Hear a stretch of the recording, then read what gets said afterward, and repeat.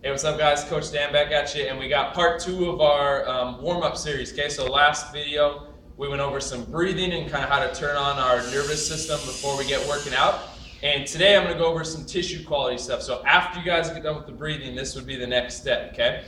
So a lot of times people are just doing some kind of random static stretching or hopping on the treadmill, like I said before, with warming up, but they never really address tissue quality. So that's what we're going to address right now. The best way to think about tissue quality and why it's important is we think about this band as my muscle, right? And I have this knot in my muscle right here, right? And as soon as I stretch this band out or I stretch my muscle out, that knot just gets tighter and tighter. Now, while there's not physically knots in our muscle, there's fascia around the muscle.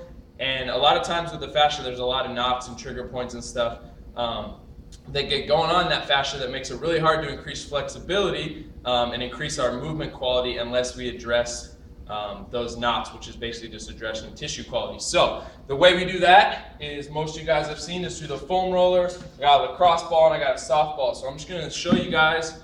Keep in mind, there's a million different stretches we could do with all of these, but I'm just going to show you guys my top couple ones that I usually have pretty much every client hit, because these are kind of the hot spot areas that everybody usually is tight in. So here we go. Foam roller first. We're going to hit the quads. When we're hitting the quads, you guys are going to put your weight on your forearms right here. We're going to go from the right of the top of the kneecaps all the way up to the hips, okay? And whenever we're foam rolling or doing our lacrosse or softball work, we're just trying to find those tightest spots. As soon as we find those tightest spots, we're just going to slowly roll over those spots, just trying to get them to release, and we're going to do this for about 30 to 45 seconds, okay?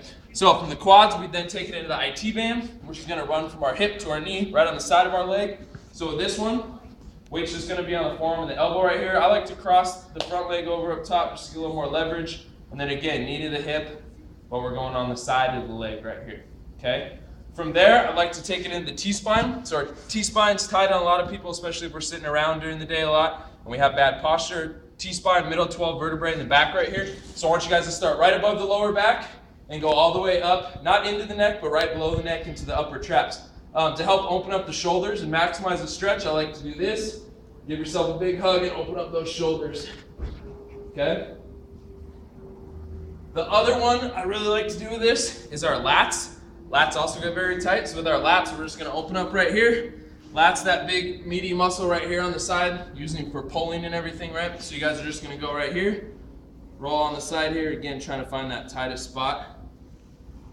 So we'd go through all four of those on the foam roller, okay? And then from there, there's a couple of ones I like to use the lacrosse ball for. The lacrosse ball does the exact same thing as the foam roller, but it's a little easier to get into tighter spots, okay? So hip flexors, for example, is one I really like to use with the lacrosse ball. What I'm gonna do is put this lacrosse ball right below my hip bone, just like flat into the ground, and then I'm just rolling right around, kind of on the inside and right below the hip bone, right where those hip flexors are coming in and attaching it. I'm just figuring out where that spot's tightest as well. And another one I like to do with this is the glutes.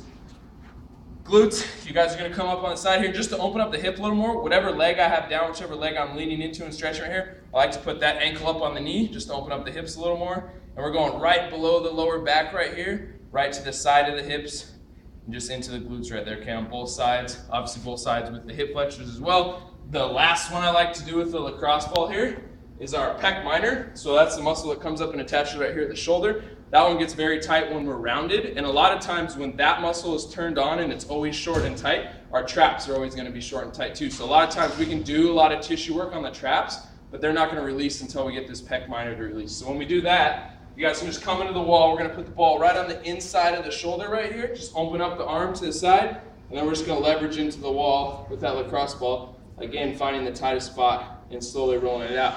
So with any of these guys, we don't want to do is just sit that ball into the muscle. We want to make sure it's rolling and actually trying to roll out those trigger points and adhesions, okay? The last one I got for you guys that I also really like is for our subscap, another muscle group here that gets really tight for people that sit around a lot during the day. What we're going to do, it kind of looks like the lat stretch here. It's just getting in a little more in depth.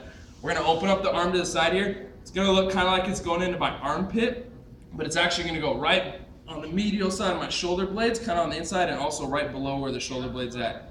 And then I'm just rolling on my side here, getting into there, okay? So that addresses pretty much everything. And one other one you can do that I don't have with me, but it's just using our massage stick and getting into the calves too, if you're somebody that has tight calves, if you're a runner, or somebody needs to work a little bit on ankle mobility, which we'll talk about a little more in our dynamic warm-up. But basically that's for right now, all the tissue work you guys need to focus on.